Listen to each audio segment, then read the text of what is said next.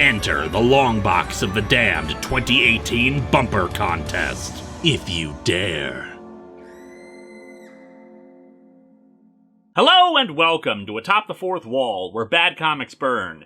In 2013, we took a trip into the future! Yes, we explored the first 4 comics to come out of Marvel's 2099 line. We got a glimpse of history repeating itself with new iterations of Spider-Man and the Punisher, as well as potentially the return of the actual Doctor Doom in the far future. My own reactions were mixed. Spider-Man was decent, Doom was good, and I did not like the Punisher, although that's a minority opinion, since most people seem to enjoy Punisher 2099 as a work of satire. And that's fine, we can agree to disagree on that. However, I think most people would agree that that's not the case for the only non-legacy character in the initial 2099 line, Ravage. Ravage is the story of Paul Philip Ravage, and yes, that is really his name because the future is dumb. Want more proof of that than just his name? Oh, don't worry, it gets worse. Ravage doesn't believe the transparently evil company he works for is evil until a kid tells him it's evil, then believes his transparently evil boss when he says he'll totally look into it, and then shoos him away. Said transparently evil boss then murders his assistant by shooting him out a window, and tries to get Ravage murdered as he and his assistant run off. She's kept safe with the kid of a murdered whistleblower named Dak while he goes into a junkyard to superglue some gears on himself and make an outfit out of trash. Also, an evil nation of mutants who like to pollute everything has a prophet who foresees Ravage being his most powerful enemy. And this nefarious foe is clearly Carjack 2099! Or Deathstrike, spelled without an A or ending E, but with a Y, because poor literacy is cool. Also, something I didn't know when I made the original review. The penciler on this is Paul Ryan, not that one. So let's dig into Ravage 2099 number 2 and see if things improved for the book between issues.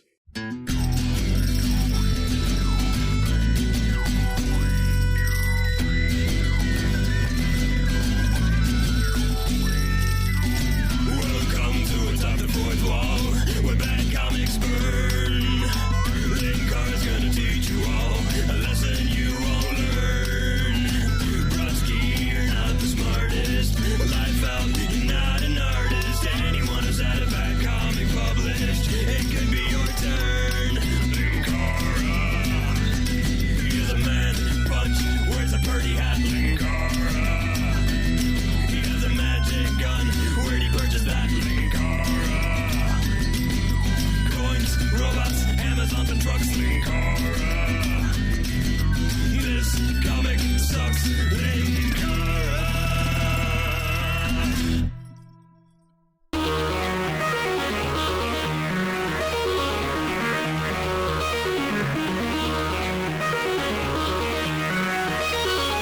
The cover is nothing special, just Ravage kicking a guy in the face and knocking off his shades. Those were $500 sunglasses, asshole. I'll give the cover this, at least it bothers to have a background of buildings and whatnot. A lot of lazier books doing this shot wouldn't even bother with any background details whatsoever. Madness Unleashed! Is this the human condition of madness, leader? It is. We open on a splash page of one of the monstrous mutoids, as the narration describes them.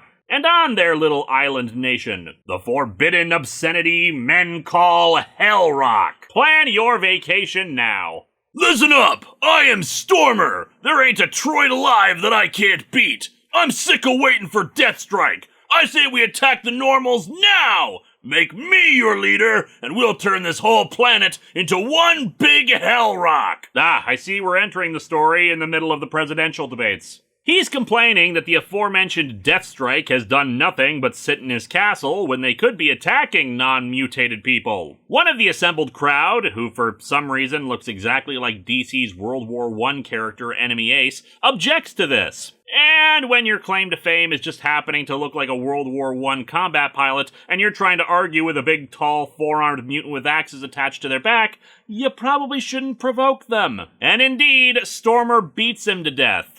Observing this are Deathstrike and his prophet. I have seen enough, CRS. I have seen enough. I doubt you could. It's kind of your job and all. Deathstrike goes out to confront Stormer. Is this witless temper tantrum supposed to be a display of your leadership qualities? I mean, I know a few so-called leaders where that'd be the case. Deathstrike is pissed that Stormer murdered another Mutroid. A leader only slays normals, not his own kind. You still have much to learn. For example, you must learn how to make cast iron mustaches. Stormer decides to attack. But ain't no way that you can teach me when we're ankle deep in your blood! Of course not. It'd be like trying to teach a fully grown man how to swim using the kiddie pool. Your first lesson, never announce your attack, regardless of your strength. Second lesson, never get involved in a land war in Asia. Deathstrike gives him a chance to give up to spare himself the humiliation, but Stormer refuses to yield. Have all my years of leadership taught you nothing? For God's sakes, you're supposed to file an official report through the State Department before you challenge me with an axe. There are like 50 forms before we get this far. He says he'd happily hand over leadership if Stormer proved worthy, but all this has done is shown off what a colossal idiot he is. I'll give Deathstrike this, he stays on message. He gives Stormer another chance to not get himself killed, and Stormer, thoroughly humiliated, swears fealty to him. This gives Deathstrike the opportunity to speechify. We must not fight each other! We must save our vengeance, our fury, our might for the accursed normals! It's gonna turn out that Deathstrike is actually a 15-year-old who spent way too much time at Hot Topic, isn't it? Our moment is nearly at hand, and when it comes, Deathstrike shall lead you to our common goal, the extinction of the human race! Okay, good speech, Deathstrike, but we really need to work on a better campaign slogan. We can't really turn that into a hashtag. We cut to the city, where a few members of the Eco Patrol, whom Ravage used to be in charge of, are noticing Ravage's, well, his version of the Batmobile. Namely, a rusty old garbage truck. But hey, it's all in service to Ravage's goal of saving the environment. Which is why he's parked right outside of a porno theater. Ravage has his priorities in line, I see. Well, okay, it's not actually parked. I was confused because there was nothing to indicate it was in motion. On the next page, though, it's headed right for the Eco Patrol, who move out of the way of the truck as it overturns their car. I don't know who's driving, but whoever he is, I'll blast him to Hell Rock! You won't get the chance, Charlie. I'm gonna ventilate him right now! Drop the irons! Ah, future slang. Any word can mean anything else. Dude, you just don't get the etymology of the words. There's actually a rich history and meaning behind each one. Oh hey, it's you, the 90s dude from 2099. Still a kid in my day, man. Sure you are. So, the plot hole's still affecting stuff even now? That's why you've swapped places with my 90s dude again? Nah, it's because of a totally unrelated time travel thing that's going to happen. Anyway, the thing about future slang, dude, is that it's totally Nilla wafers. Of course it is. It's totally sewing machine, I guess. Well, I wouldn't go that far, but if you only poster tubed my words, you would understand the Vicks Vapo Rub. Oh, I have little doubt of that. Robitussin. Dude, why would you say something like that? I was only trying to be helpful. Huh? I didn't mean anything. Oh, right, you don't know the meaning behind that. You should get back to your review, man. I don't blame you for not knowing, but, wow. Ravage leaps out of the garbage truck. Through the windshield, I guess, since otherwise why the hell did he open the car door, get on the engine, and then leap at the Eco Patrol while they were waving guns around everywhere? He beats up the two. Quit trying to shoot me when I'm talking at ya! It ain't polite to act hostile! We're supposed to be punching each other while talking! Using guns is just uncouth! One of them reaches for their gun again, but Ravage takes off a gear from his outfit and tosses it at the guy's arm, where it stabs into him. Hold still while I pick that cog out of your arm. Hey, at least he's sticking to his environmental message. Reuse and recycle, kids. You sure as shock ain't gonna keep it. I had to raid a dozen junkyards to find the right size. You know, I can think of like a dozen other objects you could find at a junkyard that would make a better weapon than a cog, but here we are. Not even that it's a bad idea for a projectile weapon, just that he clearly had to sharpen the edges of it, since normally I'd imagine most cogs and gears are blunt and are not going to just stab into you like that. But in any event, he narrates to himself how it's poetic justice that he's raiding Alchemax facilities to get the equipment he needs to fight against them. I get sick to my stomach just thinking how I used to defend the company. Trust Alchemax! Obey Alchemax! Alchemax knows what's best for us! Man, I thought the Mutroid political slogans were bad. I don't think Obey Alchemax is a very inspiring corporate motto. He passes by a weapons store with a sign in the window. Ultimate Kevlar! For display only! Not yet government approved. Not yet government approved, huh? I ain't worrying about anybody's approval! Ever again! Yeah, but that might also mean it's just 3 sheets of paper wrapped in vinyl. And he smashes his truck through the storefront. Everyone's getting sloppy nowadays. They don't make store windows like they used to. Was it part of your old job to regularly check how strong windows were? Was it your regular Saturday night thing to crash cars into storefronts to see how reinforced they were? The store only has one prototype of the armor, and he decides that'll have to do, but it seems more of the Eco Patrol, who fly around on hover bikes just to show the tech disparity here, have spotted his break-in and are demanding his surrender. He refuses and manages to get back into his garbage truck as they shoot at him. However, using the Kevlar, he's able to block the bullets. How about that? The Kevlar works! No wonder they kept it locked up! Yeah, stores usually want to hide items that people would want to pay them money for, and then advertise that they have them. They'd lose control of the population if they all suddenly were blaster-proof, which is why bulletproof vests and armor plating are totally illegal right now. By the way, that vest is now kind of useless. The way Kevlar works is that it's woven in a complex manner to stop the bullet, diffuse the impact over a wider area, and eat up the energy of the bullet. Once the impact happens, it pulls the weave so that its structure is no longer at its maximum strength. Sure, him having it is better than no armor at all, but its effectiveness is so compromised that it's likely some more blasts will be able to get through without much difficulty. And yes, I know they call their weapons blasters, so they could be using energy weapons, but the same principle still applies for its effectiveness, and all the artwork makes it look like a projectile weapon, so I don't buy it. In any case, he uses his own gun to force the hover bikes down. He's getting away! Quick, call for backup! Can't. His shot shattered my communicator! Why are you keeping the communicator in the engine of your hover bike? Later, we see him sewing the Kevlar into a jacket, which I'm pretty sure would also damage it further, but whatever. Now I got a blaster-proof coat! And it's got the Ravage seal of approval! Man, the Lloyd-approved seal really lost its quality control by the year 2099. We cut to Ravage's former boss, the evil Anderthorpe Henton, where an Eco Patrol officer is reporting to him how badly things went. Because he's so thoroughly evil and cliched, he uses this laser wand he carries around with him to shoot the patrol officer. Also, dude, your skin is really red.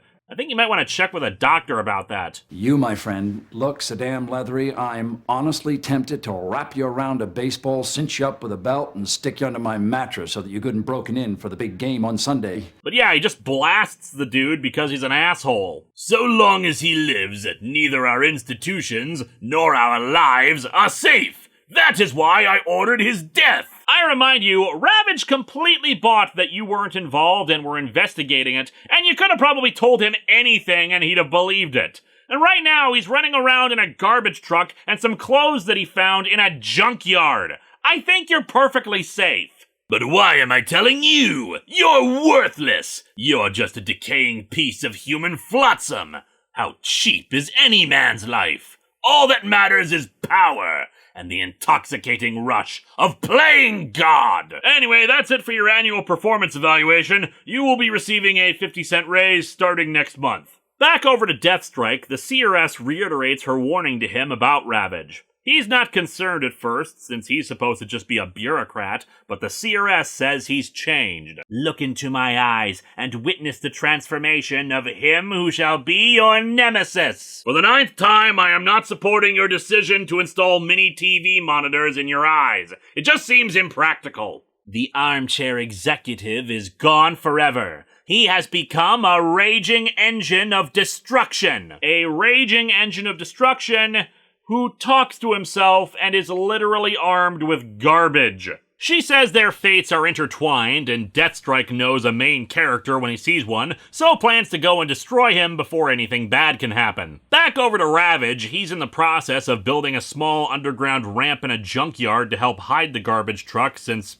well, it's kind of conspicuous. However, a nearby gang spots him, and I guess in the future there are just roving murder gangs looking to kill people for funsies. Just when we thought we were all out of victims. Do we take the truck first and then kill him? Or should we save the best for last? Because if there's one thing we love more than murder, it's stealing garbage trucks.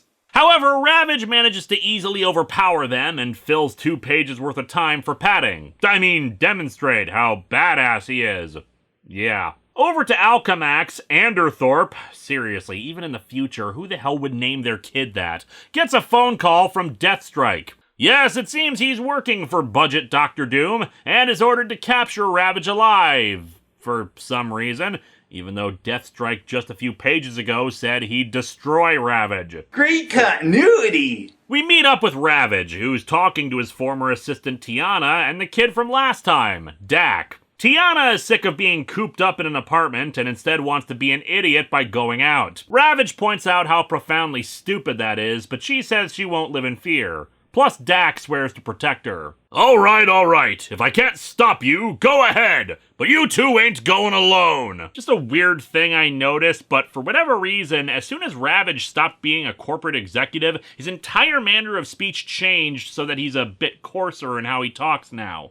I guess he could just be dropping the veneer, but it's just bizarre how easily he settled into this. Also, check it out. Apparently by the year 2099, there have been at least 20 Rambo movies. As the three walk, Tiana suggests maybe they could just go to Alchemax and explain what happened. Even though she's the one who first pointed out to Ravage how evil and corrupt they are. Hell, they sent her father to Hell Rock. And Dak, who last issue was just really aggressive about Alchemax and wanting to see them pay for what happened to his own father, is now acting like a kid in a toy store, talking up the Kevlar lining of Ravage's jacket and wanting to ride around in his garbage truck. Ravage 2099. Don't like the characterization?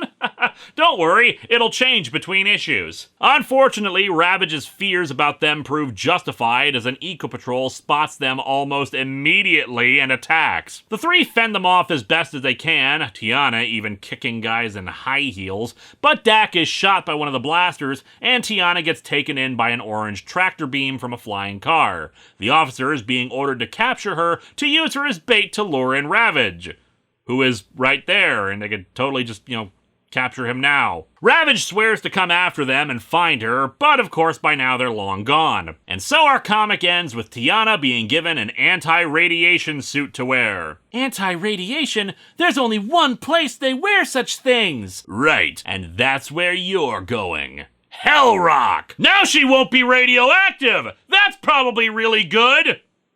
This comic sucks. The art is fine, if a little pedestrian, though the coloring is dark, dreary, and boring. However, what's particularly bad is the writing. Tiana and Dak are morons for wanting to step outside, plus their personalities are now completely changed from the first issue, while Ravage is transforming from a naive idiot to just a violent idiot who talks to himself for no reason. The issue itself does nothing to further endear us to these characters other than the fact that they're opposed to Alchemax, whose representative there is cartoonish in his evilness. I half expect him to have a supply of puppies in his desk that he has for the express purpose of kicking like soccer balls. Admittedly, Deathstrike, despite his goofy name, is actually a much more interesting character given how we see his leadership style and a better demonstration of his raw strength and moral convictions, as opposed to trying to show Ravage be badass by fighting off a bunch of random unnamed goons throughout the story and trying to be witty and instead just being insufferable. Next time, we return to a land of madness, a land of headaches, a land of a thirst that shall never be quenched. For next time, it's more Adventures of the Kool-Aid Man.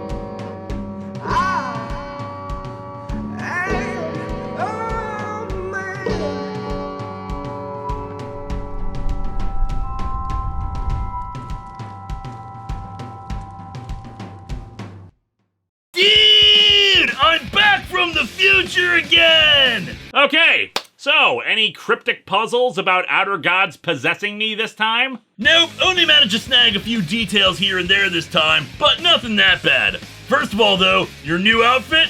Love it. Thanks? Also, try to go easy on him, he is truly sorry about it. Who? You'll see. Anything else? Oh, right, they're gonna be really mad at you. Again? Who? Again, you'll see. Although no one else will. You realize that, like, none of this is helpful if you don't give me more details, right? No, but it's totally radical foreshadowing.